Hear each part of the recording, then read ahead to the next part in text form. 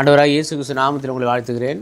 மத்தேயு 28:19 படி ஏன் ஞானஸ்நானம் எடுக்க வேண்டும், அதுவும் பிதா குமாரன் பரிசுத்த ஆவியாகிய திரியேக நாமத்தில் நாம் எடுக்க வேண்டும் என்பதை குறித்து ஆண்டவர் இயேசு கிறிஸ்து உலகத்தில் பிரசங்கிக்க போகும்போது அவர்களுக்கு அந்த சத்தியத்தை சொல்லிவிட்டு, அந்த சத்தியத்தை சொல்லுவது மட்டும் இல்லாமல் அவர்களுக்கு ஞானஸ்நானம் கொடுத்து ஆண்டவருடைய பிள்ளைகளாகும்படி ஒரு அதிகாரத்தை அவர் கொடுக்க சொல்றார். ஏனென்றால் சத்தியத்தை சொல்வது பெருசல்ல, அந்த சத்தியத்தின்படி நடப்பது ஒரு பக்கம் இருந்தாலும் மூழ்கி ஞானஸ்நானம் எடுக்கும்போது அவருடைய பிள்ளைகளாகும்படி அவர் அதிகாரம் கொடுக்கிறார். அவர் ஏற்றுக்கொள்ளுகிற எத்தனை பேர்களோ அத்தனை பேர்களும் அவருடைய பிள்ளைகளாகும்படி அதிகாரமும் கொடுக்கிறது மட்டும் இல்லாமல் மூழ்கி ஞானஸ்நானம் எடுக்க வேண்டும் என்று அங்க ஒரு கட்டளையும் கொடுக்கிறார். இந்த கட்டளையின்படி நாம் நடக்க வேண்டும். அநேகர் கொடுப்பாங்க, மூழ்கி ஞானஸ்நானம் கொடுக்கிறது பதில் தெளிப்பு ஞானஸ்நானம் என்பார்கள். சில பேர் ஞானம் வந்த பிற்பாடு எடுக்கிறதா ஞானஸ்தானம், அதுதான் உண்மையான ஞானஸ்தானம். ஆண்டவர் இயேசு கிறிஸ்துவே மூழ்கி ஞானஸ்தானம் எடுத்தார் என்று பார்க்கிறோம். அப்படி பிதா குமாரன் பரிசுத்த ஆவியின் திரியேக நாமத்தில் நாம் ஞானஸ்தானம் எடுக்க வேண்டும் என்று நமக்கு ஒரு கட்டளை பிறப்பிக்கப்பட்டிருக்கிறது. அந்த கட்டளை நாம் மீறி இருக்கவும் கூடாது, அதை எடுக்காமல் இருக்கவும் கூடாது. ஆகையினால ஆண்டவர் இயேசு கிறிஸ்துவை ஏற்றுக்கொண்டு அவருடைய நாமத்தினாலே